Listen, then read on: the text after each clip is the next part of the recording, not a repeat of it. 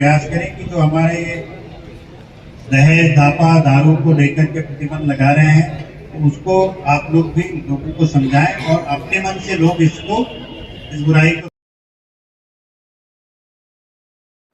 नमस्कार, जय गुरु मालिक न्यूज़ में आपका स्वागत है। आज झाबुआ कृषि मंडी में एक जिले लेवल की एक मीटिंग रखी गई थी। इस मीटिंग में लगभग सभी संगठन के प्रतिनिधि पहुँचे थे और यहाँ पर झाबुआ प्रशासन की ओर से एडिशनल एसपी साहब भी पहुँचे थे। एडिशनल एसपी साहब ने क्या कहा डीजे और दारू और दहेज को लेकर। आप सभी गांव के जो तड़वी सरपंच पटेल उपस्थित हैं, सभी को मेरा आदर राम राम। कि अब मैं किसी का नाम नहीं ले पा रहा हूँ तो ये मत समझिएगा कि मैं किसी का कोई जानकारी, क्योंकि सभी का नाम लेना संभव नहीं है। लेकिन यहाँ तक कि अभी जो हमारी डीजे दारू और दहेज दापा की जो बातें हैं, इसको लेकर के जो आप लोगों का भी सहयोग मिल रहा है, इससे बहुत सारी चीज़ें परिवर्तित होंगी और वो आपको आगे भी दिखाई देंगी। और अभी आपने देखा भी होगा कि कम से कम डीजे अब बनना जो है बंद हो गए हैं, तो आप लोगों को भी थोड़ा इसमें परिवर्तन महसूस हो रहा होगा, ठीक है ना। इसी प्रकार से दहेज दापा की भी जो बात है उसको लेकर के भी काफ़ी चीज़ें जो है यहाँ पे हम लोग देखते हैं। एक पुलिस के रूप में जो चीज़ें हम बताते हैं तो वो एक लगता है कि हम अपनी ड्यूटी कर रहे हैं, लेकिन जो उसके बाद में जो हमारी बच्चियाँ हैं बाद में परेशान होती हैं, फिर उसी को लेकर के जो है कई अपराध होते हैं। वो पुलिस से संबंधित है, ये जरूर है, लेकिन जिसकी बच्ची रहती है उसको भी वो परेशानी देखनी पड़ती है और बार बार कभी थाने के चक्कर काट रहा है, कभी अपने तड़के के पास में जाकर के समस्या बता रहा है, या कई प्रकार की ऐसी बैठक करते हैं और उसका परिवार भी बिगड़ता है। और जो आने वाली पीढ़ी रहती है, जो बच्चे लेकर के हमारे पास में आते हैं, तो आपने देखा होगा कि जब कभी हम जनसुनवाई के दिन या कभी जब शिकायतें सुनते हैं थानों में, तो कई बच्चे हमारी जो है छोटे छोटे बच्चों को लेकर के आती हैं और उनका निराकरण जो है कई दिनों तक भी कहाँ चलते रहता है, दहेज दापा को लेकर के।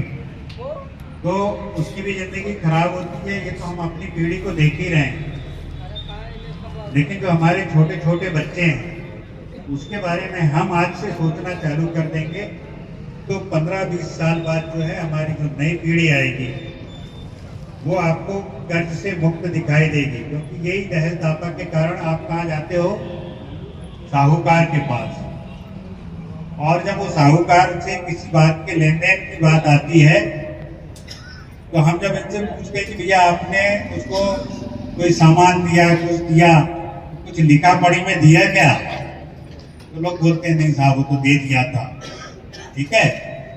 और फिर बोले कि कितना ब्याज दे रहे हो, तो ब्याज की भी बात वो बता नहीं पाता है, और फिर उसको कितने दिन तक की देना है ये भी नहीं मालूम है।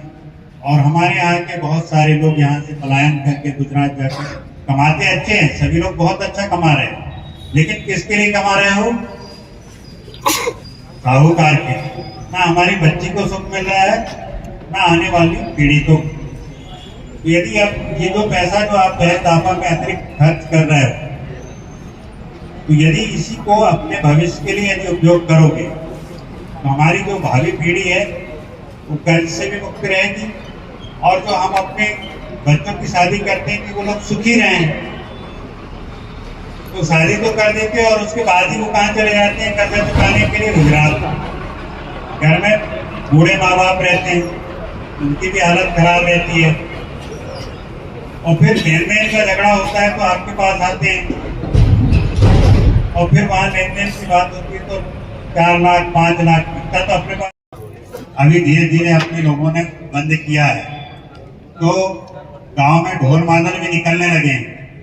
भाई अपना कल्चर तो यही है ना, अपनी संस्कृति तो यही है। पुराने जमाने में अपन यही उपयोग करते थे। तो जो अभी हमारे से पहले वक्ता बता रहे थे कि बहुत सारी जो बीमारियां होती हैं, ये सब होती थी क्या पहले? नहीं होती थी ना। और बहुत सारे लोग जीने का तरीका भी हम ही लोगों से सीखते थे कि भाई किस तरह से लोगों को खुश रहना है, आपस में खुश रहते थे ना।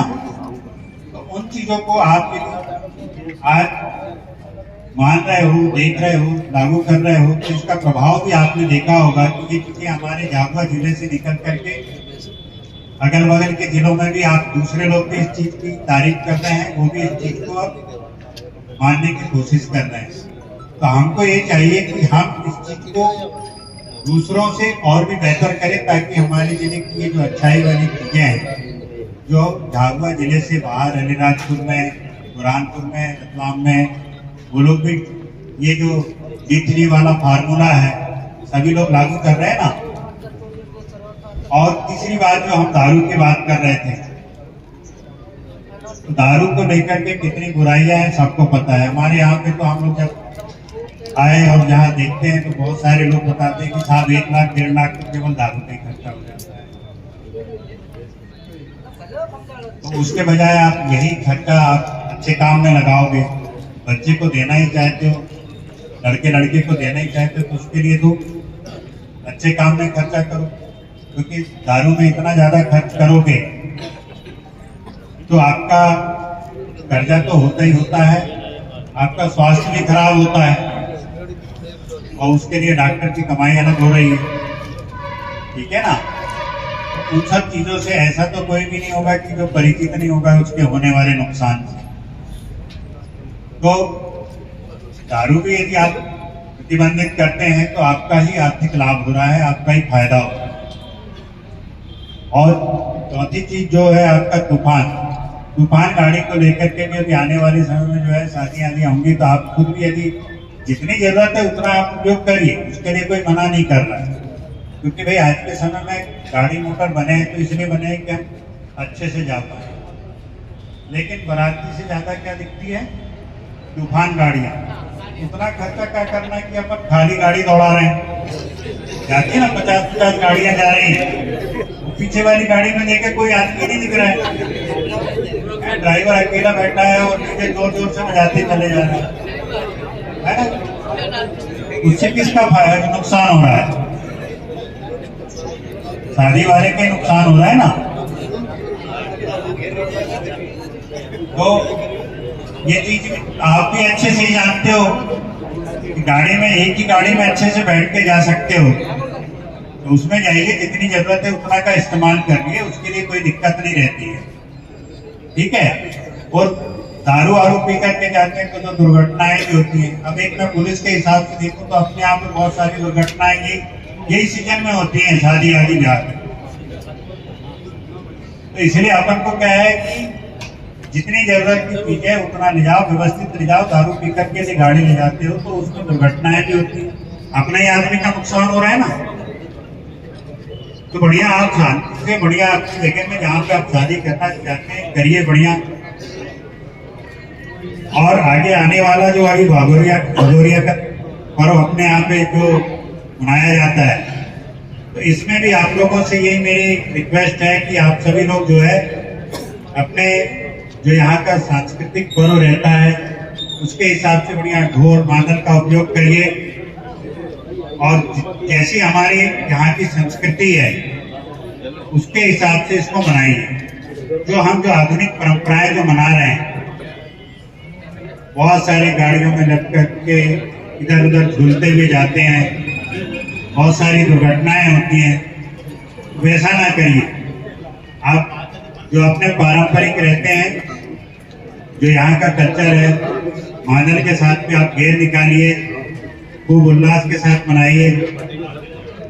गाड़ी मोटर जो भी उपयोग करते हैं तो बकायदा अपनी लिमिट में चलाइए। हेलमेट के लिए हम लोग सब लोग आप लोगों को बता रहे हैं, ताकि ये बात जो आप लोग यदि बोलेंगे, क्योंकि घर का बूढ़ा बुजुर्ग को बोलता है ना तो बच्चा समझता है, यदि आप बोलोगे तो अपनी अगली वाली जो पीढ़ी है वो भी उपयोग करेगी, तो हमारा जीवन भी सुरक्षित रहेगा, हमारे पैसे भी बचेंगे और हमारी संस्कृति बचेगी। नहीं तो अभी आप देखोगे कि हम यदि अपने जो अपने त्योहार हो जाते हैं, शादी के बाद में कहीं जाओ तो जहां तक क्या पड़े मिलती है, बियर की बॉटल। इस तरह की गंदगी भी जो है इससे खत्म होगी। इसलिए मेरी आप सबसे यही रिक्वेस्ट है कि जो ये आप लोग का सहयोग इसमें मिल रहा है, इस चीज को आप आगे अपने गांव तक भी पहुंचाएं और लोगों को भी समझाने का प्रयास करें कि जो हमारे ये दहेज धापा दारू को लेकर के प्रतिबंध लगा रहे हैं, तो उसको आप लोग भी लोगों को समझाएं और अपने मन से लोग इस बुराई को रोकें। और हमारी जो पुरानी संस्कृति थी उसको बचाने में भी हम सभी जो हमारी जनजातीय संस्कृति है, आदिवासी की संस्कृति है, उसको तभी हम सुरक्षित रख पाएंगे। और नहीं तो हम आधुनिकता में रहेंगे तो हम बीमार भी होंगे, खर्चा भी होगा और सभी प्रकार से हमारा नुकसान भी होगा। इसलिए आगे आने वाले समय में आप लोगों से यही निवेदन है मेरा कि सभी लोग भदौरिया के पर्व को अच्छे से मनाएं और शादी ब्याह की भी जो सीजन है उनमें भी अब ये 3-4 चीजें जिनके बारे में हम बात कर रहे थे उनको रोकने में सभी लोग अपना योगदान दें। बहुत बहुत धन्यवाद। सुना आपने, इस खबर को लेकर आपकी क्या राय है कमेंट बॉक्स में कमेंट करके ज़रूर बताएं। जय हिंद, जय भारत।